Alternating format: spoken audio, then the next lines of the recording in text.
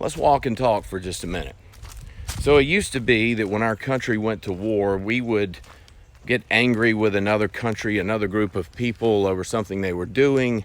We would decide to blow their stuff up and kill them. They would try to blow our stuff up and kill us until one of us finally yelled uncle and gave in, and the whole thing was over. Reach some sort of an agreement and move on. Well, after September 11 happened, almost 20 years ago now, we went to war not against people, or not against another country, but against an ideology, an unseen enemy. How do you win a war against an ideology? Well, we haven't been able to, because as long as one person holds that ideology can still spread. Now, in the course of the last 20 years or so, as we've been fighting against this ideology, this unseen enemy, we've given up a lot of our rights. Many people do not have the right to travel freely. What do I mean by that? Well, there are a lot of people that are on government no-fly lists. They're not criminals, they're not terrorists, never broken the law, and yet they can't get on an airplane and no one can explain to them why. Also, every email you've ever sent, this video, for instance, every text you've ever sent, every phone call you have ever made over the past years has been recorded. Yep, every one of them. This is not some conspiracy theory or something like that. This is real. This is admitted. This is the NSA. It's not a joke. So we gave that up. That's just a couple of examples. What's another thing they talked us into doing? Well, spy on your neighbor and report on your neighbor. Remember, if you see something, say something. Forget whether or not they've actually done anything. Just say something, anything. So, we've gotten tired of that war.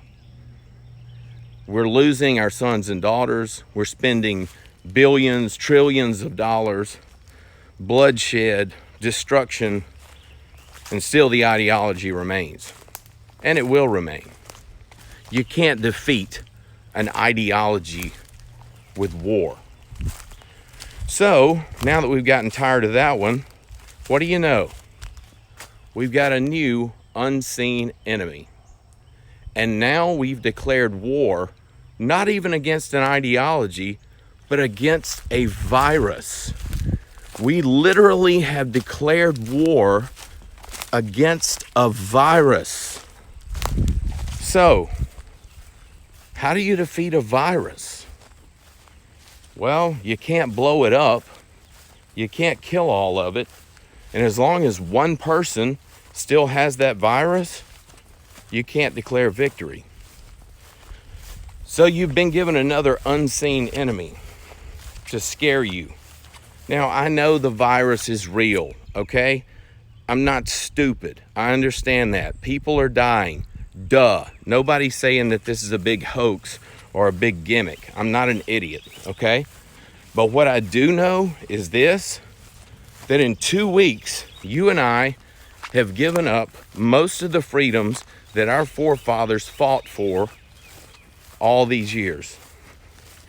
I'm not lying to you. This morning, as I speak, there are cattle panels at the Walmart stores where you go to buy food so your family can have sustenance. Now, how far of a reach would it be for them to say, we're going to start rationing your food? I'm not saying it's going to happen, but I'm just saying you better start thinking. Stop just reacting to everything out of total fear and panic and start thinking. Once government takes your freedoms, they rarely give them back. Most of our government officials, I'm sure, are great people. But if you don't think there are elements in the government that would love to use this opportunity to take your freedoms, you're just not thinking. So, leave your comments down below if you want to, but here's the thing. I really don't care what you think. I care that you think. So think, people. I'm not asking you not to be afraid. I'm not asking you not to cover your mouth or not to wash your hands or something like that. But for God's sakes, we can't go fishing.